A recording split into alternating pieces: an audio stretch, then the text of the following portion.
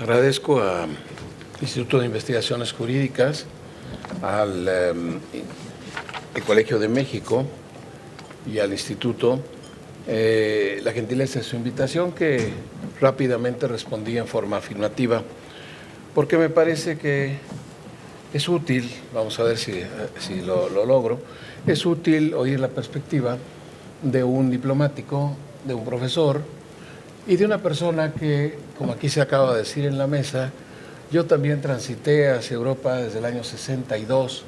He pasado más de 20 años en el continente, en misiones diplomáticas, en 3, en París, Londres, Irlanda, Ginebra, inclusive 4, y también para fines de estudio, al terminar mi carrera, y por múltiples razones, el diplomático va dejando a sus hijos y sus cariños en los lugares en donde va transitando, y por tanto eso me ha obligado a volver a saludar a mis hijos y a mis nietos en diferentes lugares de Europa. Entonces, pues creo que tengo una visión que además se la he compartido con algunos muchachos que están aquí, de mucho tiempo atrás o de más reciente, en cuanto a que impulsamos en la Facultad de Derecho hace unos 20 años, el área de Relaciones Internacionales se encontraba, y Derecho Internacional se encontraba bastante débil. Hoy se encuentra más débil todavía, pero en aquel momento estaba débil, y nosotros propusimos la creación de ese polo, esa estrella de los vientos de la que habla Gómez Robledo, el norte, que estaba negociando el Tratado de Libre Comercio con América del Norte, el sur, que eran las negociaciones con 2 o 3 entidades, 2 entidades principalmente en Sudamérica, el este, que era exactamente la Unión Europea, y por el otro lado, lo que creo que apenas está logrando, el contacto con la APEC, es decir, la APEC, por supuesto, y también con la Alianza del Pacífico recientemente. Es decir, se abrió ese espacio de reflexión que, pues, otras instituciones, aquí a mi izquierda y a mi derecha representan al Politécnico y el Colegio de México, algunos lo habían hecho anteriormente, pero la universidad quiso ponerse al día y hacer un esfuerzo de reflexión para los muchachos que estudian Derecho. Esto ocurre también en la Facultad de Ciencias Políticas. Y, en fin, la armazón académica está constituida. Hay un centro de estudios europeos dentro de la UNAM, como ustedes lo saben, y pues el problema es impulsarlo, ¿no? Y ese es el gran compromiso. Pero antes de hacer estas reflexiones, yo sí quiero decirles precisamente a las personas que redactaron estos 2 volúmenes, que son los que yo, me comprometo a decir que lo he leído, este es el primer tomo, pero el segundo tomo lo he leído con detenimiento, y he leído con lo que Alejandro Chanona, que lamentamos su ausencia, pero está en virtudes políticas hacia el Senado, entiendo.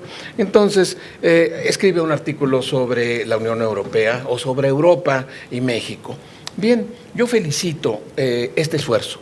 De esta lectura yo me comprometo.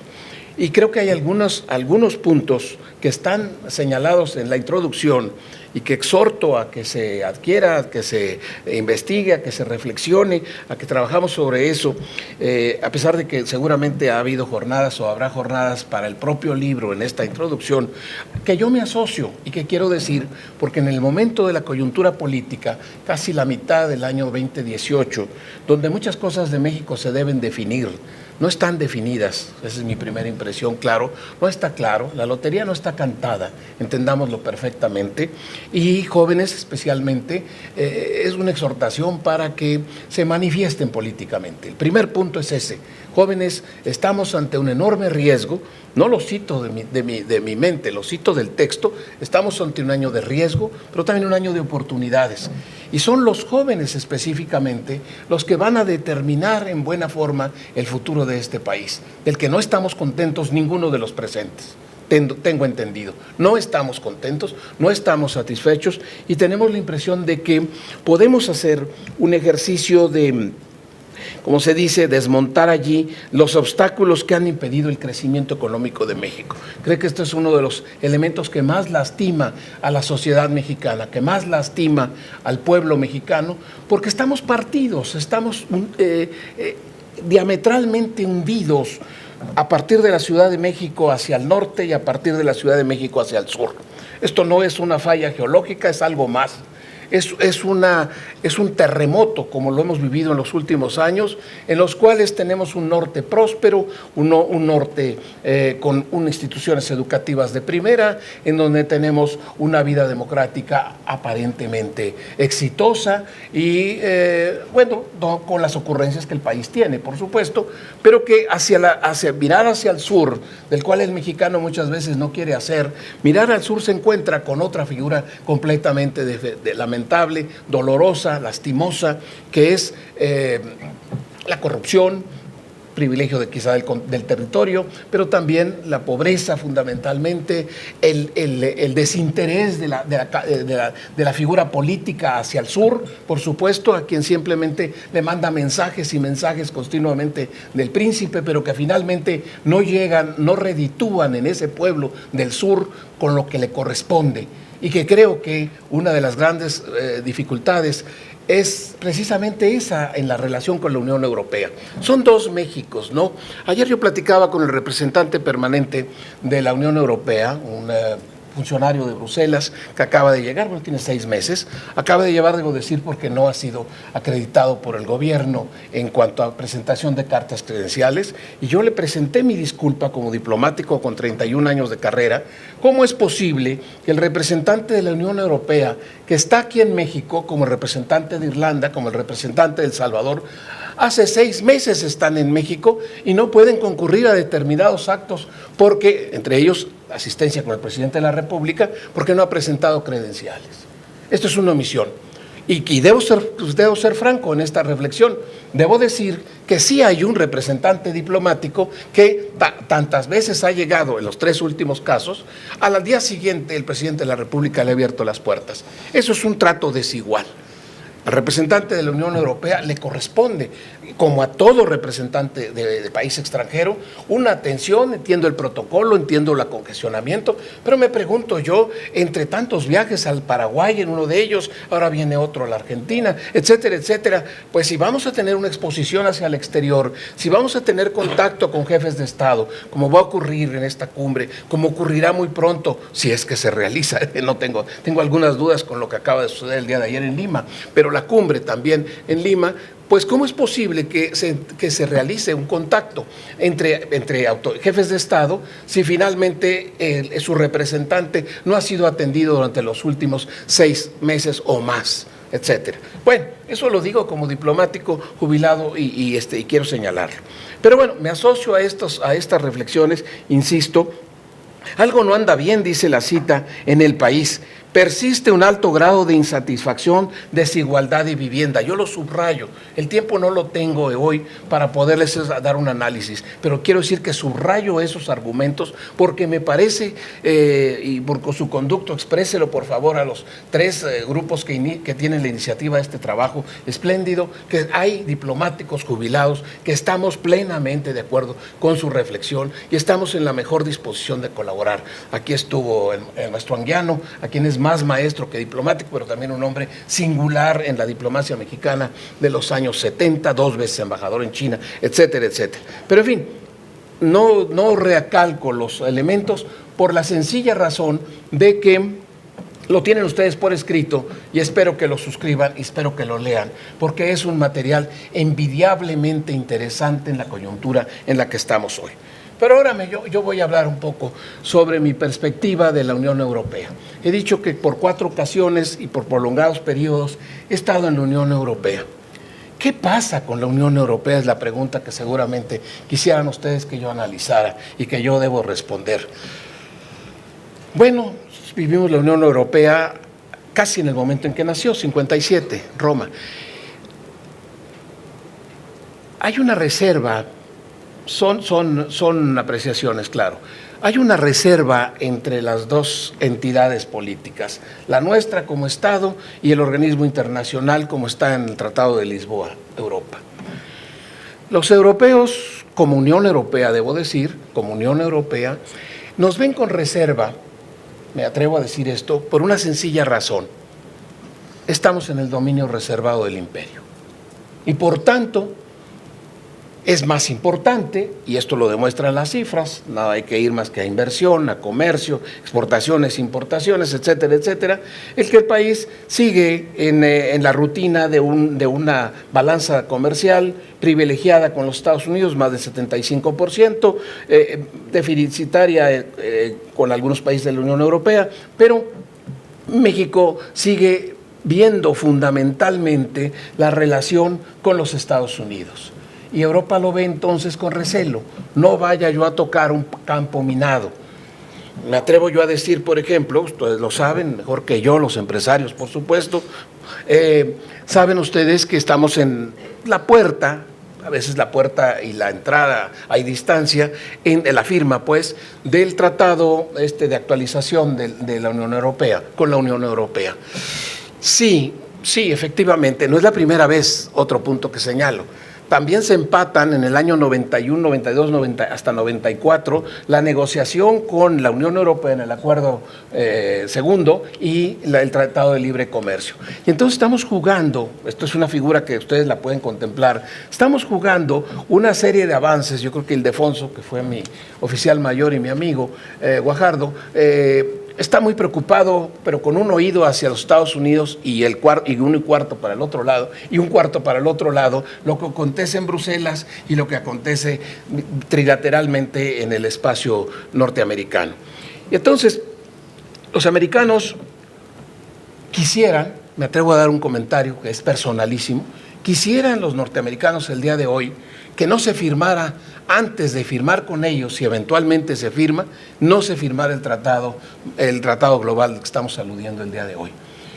Por la parte mexicana, según yo entiendo, sin evidenciar a nadie, porque es una presunción mía exclusivamente, entiendo que el gobierno mexicano tiene la postura contraria. El gobierno mexicano quisiera un tratado lo más pronto posible, ha despejado el asunto de reglas de origen, sigue teniendo problemas de solución de controversias, la agenda estratégica ha sido ensanchada, como ustedes saben, 5 o 6 temas nuevos, el electrónico, por ejemplo, etcétera. Entonces, pareciera que el paquete con la Unión Europea está a punto de realizarse, pero pareciera, husmea un diplomático mexicano nada más, que a Estados Unidos no le conviene, porque quiere mejor determinar lo más pronto posible la suerte del tratado a su propio beneficio. Eso es incuestionable para cualquier persona, creo que está aquí, que está buscando su suerte, el presidente de los Estados Unidos, suerte en este año y su suerte posterior. Y entonces al gobierno mexicano, que quisiera tener un tratado pronto, inclusive tengo entendido que el presidente de la República todavía tiene otra salida además de la Lima, en su administración antes de julio, y esa sería, no sé si es antes de julio, es con la feria de Frankfurt, ¿no? Hamburgo, ¿no? Y entonces quisiera el presidente pasar a Bruselas a firmar. Y esto nos llega a otro punto que también posiblemente pudiera tocar, que es nuestra relación con la Unión Europea. Pasa por no es este privilegio de este sexenio, no es solamente esta censura al momento actual, sino que pasa de una euforia.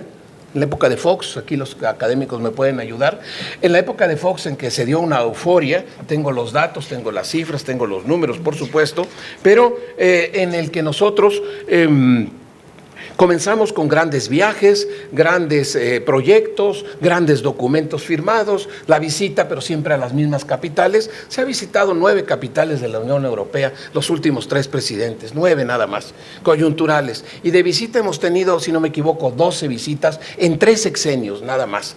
Pero donde hemos repetido, y las razones las entiende perfectamente el auditorio, están en el caso, por ejemplo, de Alemania, por intereses de tipo bilateral estrictamente, consolidado muy anterior al primer acuerdo con la Unión Europea. Con España, en el cual se ha incrementado la inversión, como ustedes perfectamente la saben, la banca, etcétera, etcétera, que también se ha multiplicado. Se ha constituido también de importancia, por supuesto, la relación con el Reino Unido. Se ha constituido la relación con Italia. Y párenle de contar, es decir, es Francia, es Reino Unido, es Alemania, y es España con los países que tenemos. Entonces, también ha faltado en esa comunicación presidencial o de jefes de Estado, al más alto nivel, como se llama, ha faltado ese contacto, esa presencia, y lo único que hemos desembocado es a la rutinaria relación bilateral. No la desconozco de ninguna manera, es fundamental, pero la relación con Bruselas es lo que yo quiero señalar. No existe. El presidente de la República o los presidentes de las repúblicas, voy a ser enfático, para que quede claro lo que digo, hemos cometido gravísimos errores. La diplomacia mexicana, aquí se dijo en la mesa hace un minuto, es cierto, es absolutamente cierto. La Cancillería tiene una preocupación de la relación bilateral con estos países, los demás son de segunda, los terceros no tienen ninguna trascendencia económica ni política y por tanto se despega. ¿Qué vino a hacer el gobierno de Estonia a México? Lituania me parece, bueno, o Finlandia, bueno, fue de intrascendencia. Entonces, lo que ha hecho el gobierno de México es tratar de dar la imagen de una gran relación con la Unión Europea a través de la relación bilateral. Pero ese es un camino trillado. Hay espacios enormes, creo que mis compañeros en la mesa los van a desglosar con mayor amplitud. Hay enormes espacios de la relación con la Unión Europea. Los académicos lo podemos decir.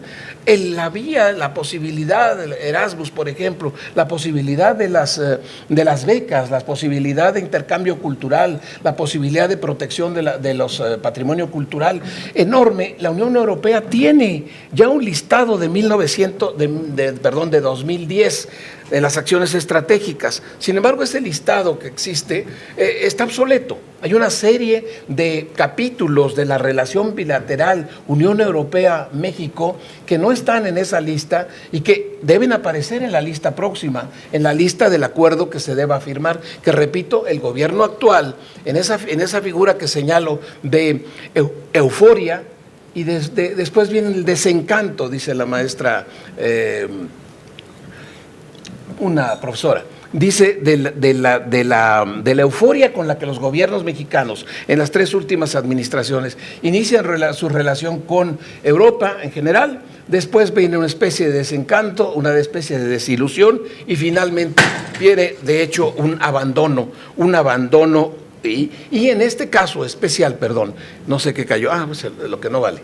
Entonces, viene un desencanto en la última parte que se convierte en este caso, pues en un avance que es la negociación que está en la puerta y que, repito, pues el gobierno mexicano tiene interés en que esto ocurra.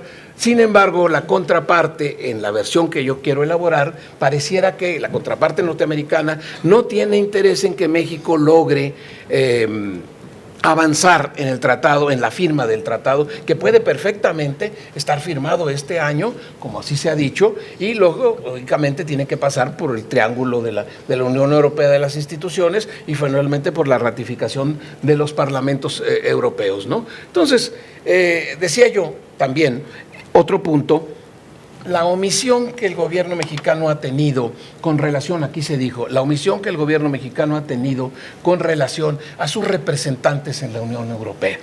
Nosotros comenzamos, si no fue el primero, fue de los primeros, y esto muestra que los diplomáticos de carrera no tenemos una enemistad contra los diplomáticos que no son de carrera. Ese es el problema. Algo de la ley de la reforma acaba de pasar hace 2 o 3 días que pudiera en un momento platicarles. Si eso nos puede ayudar, ha avanzado a 70 años la edad de jubilación del diplomático. Bueno, pues tienen ya una patente de corso vitalicia, de hecho, para los mexicanos, que además corresponde, yo creo que estoy totalmente de acuerdo, a las expectativas de vida y a la calificación intelectual del individuo después de los 55 o 65 años de edad. Yo tengo 76. Bueno, entonces, estoy hablando de que nosotros hemos tenido la fortuna, y esto es una decisión en la que es corresponsable el Senado de la República también, en elegir el Ejecutivo y ratificar el nombramiento, el Senado de la República, los nombramientos de nuestros representantes en la Unión Europea, en Bruselas. El día de hoy, por ejemplo, de hecho está Céfalo, hay designado, pero no hay una persona sentada en Bruselas. Segundo, mandamos originalmente gente muy capaz, y puedo mencionar el nombre, Porfirio Muñoz Ledo, claro. Pero de ahí en adelante hemos mandado personas que desconocen muchas veces el currículum del actual, con todo el respeto que merece, no lo conozco, pero no ha estado nunca en Europa. ha tenido experiencias en Asia, ha tenido experiencias en América Latina, experiencias en consulados, pero no tiene una experiencia sobre la entidad Unión Europea. Entonces, esto es lo que me permite reafirmar que hemos tenido una serie de errores en el nombramiento de nuestros representantes en la Unión Europea.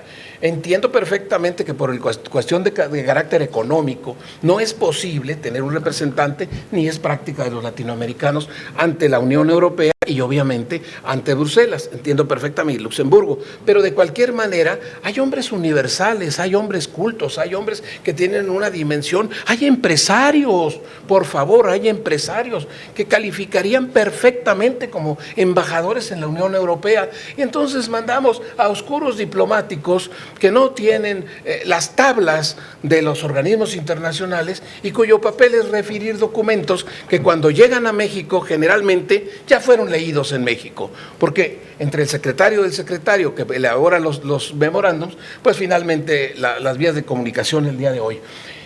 Otro punto, 2 puntos más para cerrar, si usted me permite, dos puntos nada más. Usted tiene tiempo. Llevo 20, me dan 5 minutos más. Otra gran alusión, y tenía yo toda una carta por platicar aquí, pero no hubo tiempo. 2, la prensa, señores, la prensa. La prensa allá y la prensa acá, la prensa escrita, la prensa televisiva, la prensa en cualquiera de sus órdenes, es una prensa que distorsiona, es una prensa que ignora, es una prensa que no tiene análisis. Varias veces he invitado, porque alguna vez los protegí a esos muchachos, ahora son los grandes jerarcas de la prensa. Con Reforma, por ejemplo, invitaban a decir, ¿qué nos falta en materia internacional? Y le dije a Samarripa, todo, te falta todo. Reforma no cubre en lo absoluto los problemas internacionales. Es tendencioso, es incompleto, es miope. Y la información que tenemos en la televisión es exactamente igual, perdón que así la tenga. Hay un esfuerzo de una muchacha por ahí que hace un programa, pero en general no tenemos una idea de lo que ocurre. Y si ustedes me dicen por los años 20 y tantos que pasamos por allá, sucede exactamente lo mismo.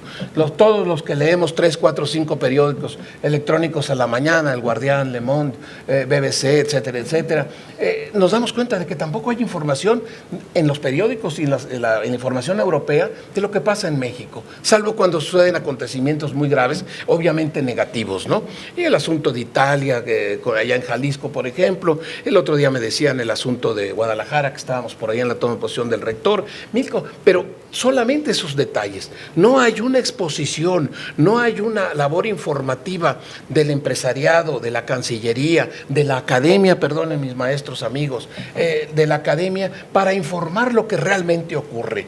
Para nosotros, para muchos, la Unión Europea es un ente difuso, confuso, obscuro, que pensamos en el 90% de cuando se hace esta pregunta, bueno, este es un TLC, es decir, que nosotros con Europa tenemos un tratado de libre comercio como lo tenemos con la Unión Europea. Una tremenda barbaridad. Entonces, yo lo que exhorto definitivamente es a que se impulse, se exija a la prensa, y también es privilegio del otro lado, porque también lo hace. Si nosotros encontramos en el país lo que de México se habla, pues ustedes encuentran que mañana encontramos muchas verdades, pero muchas verdades a medias también. La prensa también tiene una enorme responsabilidad, eso lo debo decir. Y ahora, por último, menester en el que me metí para esta amabilísima invitación, menester en el que me metí fue a indagar. Eso que ustedes están haciendo a nivel estudioso, a nivel académico, a nivel profesional, a nivel de sentido de responsabilidad que estas instituciones tienen, las cuales prestigian a México incuestionablemente. Bueno, ¿y qué piensan los partidos políticos el día de hoy sobre la Unión Europea? ¿Qué piensan? ¿Qué dicen los partidos sobre la Unión Europea? Y entonces, con toda pena, tuve que escarbar demasiado para encontrarme que en la plataforma, salvo error y omisión de mi vista, por supuesto, de mi facultad a invencionar, el PRI menciona en el programa de acción del 2017 algo que es perogrullo, literalmente. Recordará Humberto que hace muchos años trabajamos en la plataforma internacional del partido tuyo, de tu partido. Bien, pues entonces, Yo creo que eso, bueno, no sé si Humberto va a hacer un comentario después, pero lo que quiero decir es que no ha pasado de hace 20 y 25 años en que estuvimos en un teatro por ahí, profundizamos el auditorio, sustantivamente nuestras relaciones políticas, jurídicas, académicas y económicas, punto. Es lo único que se menciona sobre... Ahora, la izquierda anda peor. Bueno, el PAN dice en sus apuntes para un programa de gobierno, solamente alude a la necesidad de profundizar la relación política y comercial con la Unión Europea, a fin de atraer inversiones que favorezcan el desarrollo.